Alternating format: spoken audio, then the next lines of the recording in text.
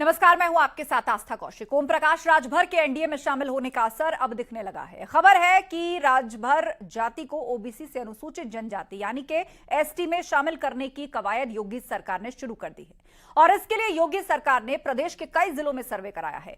अब राजभर समाज को एसटी में शामिल करने के लिए केंद्र सरकार को प्रस्ताव भेजने की तैयारी चल रही है। दूसरी ओर राजभर के बाद संजय निषाद भी आरक्षण के मुद्दे को हवा दे रहे हैं। आपको रिपोर्ट दिखाते हैं।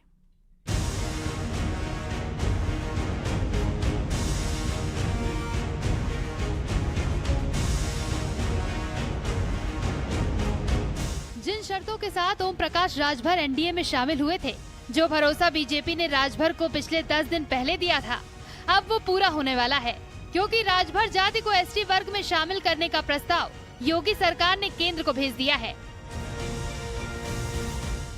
समाज की चाहत थी, समाज की चाहत को हाई कोर्ट ने भी आदेश दिया।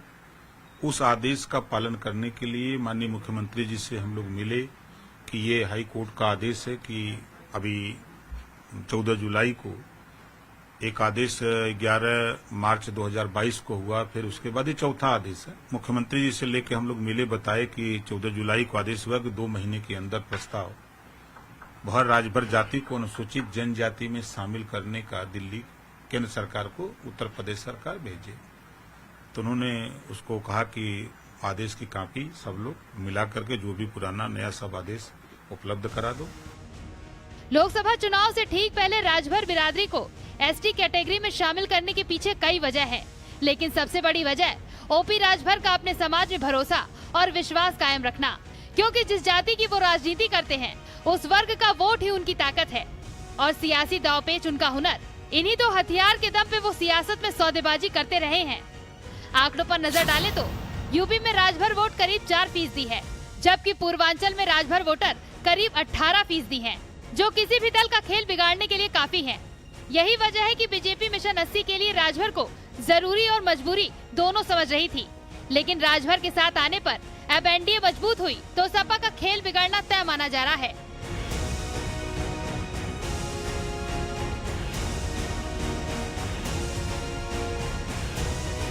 बधाई देता हूँ अपनी सरकार को, कम से कम काम हो रहा। पिछली सरकारों ने जिसे उपेक्षित रखा था उसे हम कर रहे हैं।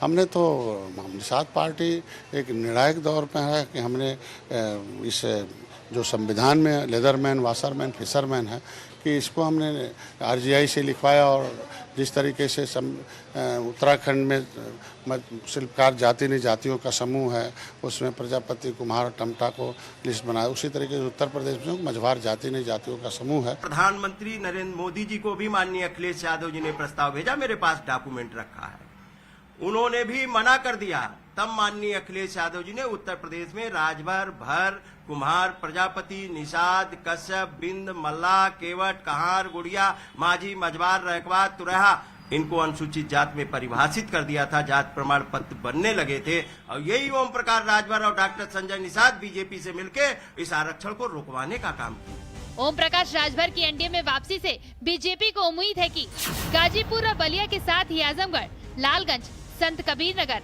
अम्बेडकर नगर, जौनपुर, घोसी, चंदौली, मछली शहर में एनडीए मजबूत होगा। ओम प्रकाश राजभर जिस जहूराबाद विधानसभा सीट से विधायक हैं, वो बलिया लोकसभा सीट में है। वहीं जाखनिया सीट से भी 2022 के चुनाव में एसबी-एसपी के बेदी राम जीते थे, जो गाजीपुर लोकसभा क्षेत्र में आती है।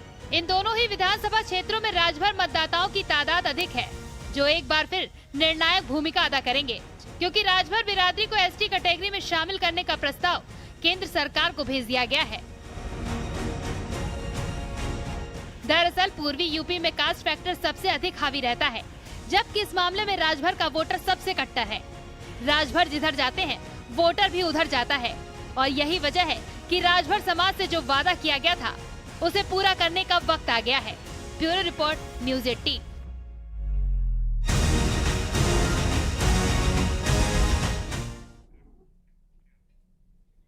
और राजभर जाति के लोगों का एसटी में शामिल होने को लेकर क्या कहना है, आपको दिखाते हैं न्यूज़ 18 सहयोगी अनुपम मिश्रा की रिपोर्ट। समाज को अनुसूचित जाति में शामिल करने की उत्तर प्रदेश सरकार ने तैयारी कर ली है और इस संदर्भ में अब प्रस्ताव केंद्र सरकार को भेजने के लिए कमर कस ली गई है। पिछले दिनों ही ओम प्रकाश राजभर ने आपको बता दें कि मुख्यमंत्री योगी आदित्यनाथ से मुलाकात की थी और उसके बाद से ही इसको लेकर कयास लगाए जा रहे थे। हाल ही में ओम प्रकाश राजभर की पार्टी सुभाषपा भी एनडीए में शामिल हुई है।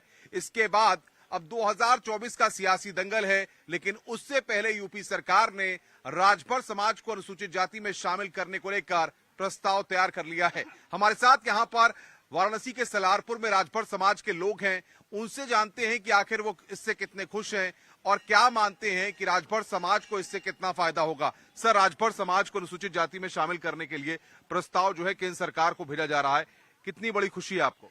ये देखिए बहुत बड़ी खुशी है, ये बहुत बड़ी राजभर समाज के लिए उपलब्धि है। हमारी पार्टी सन 2002 से ही बनी थी।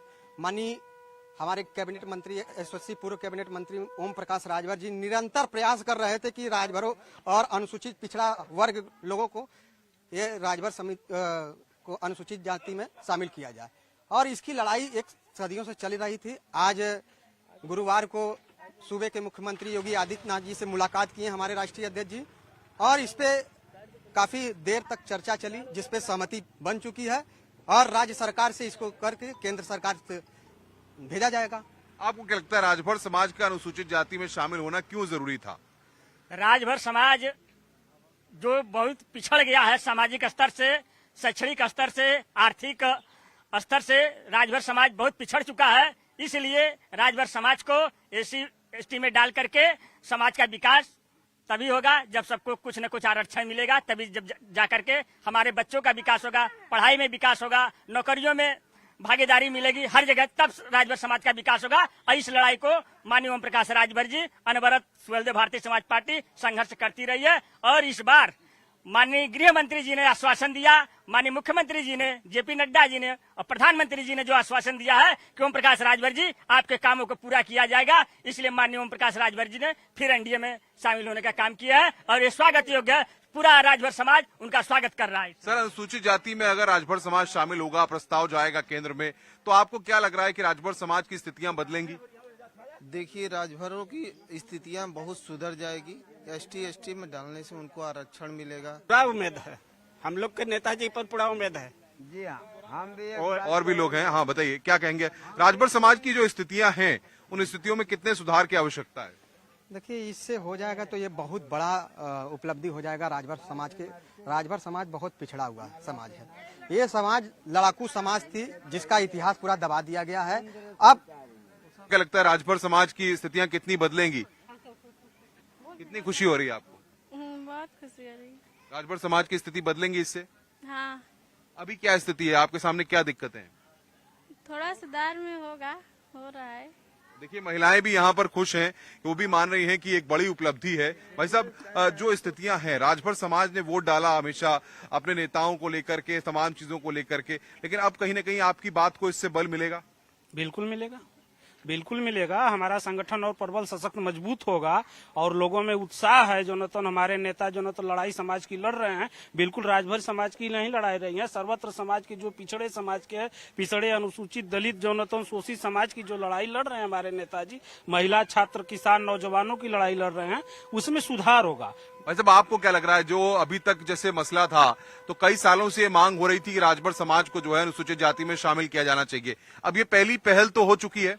जी, बहुत उनका धन्यवाद है योगी मोदी जी का, क्योंकि माननीय ओम प्रकाश राजभर जी जिस मिशन पे लगे थे, उनका केंद्र सरकार और राज्य सरकार दोनों ने सुना।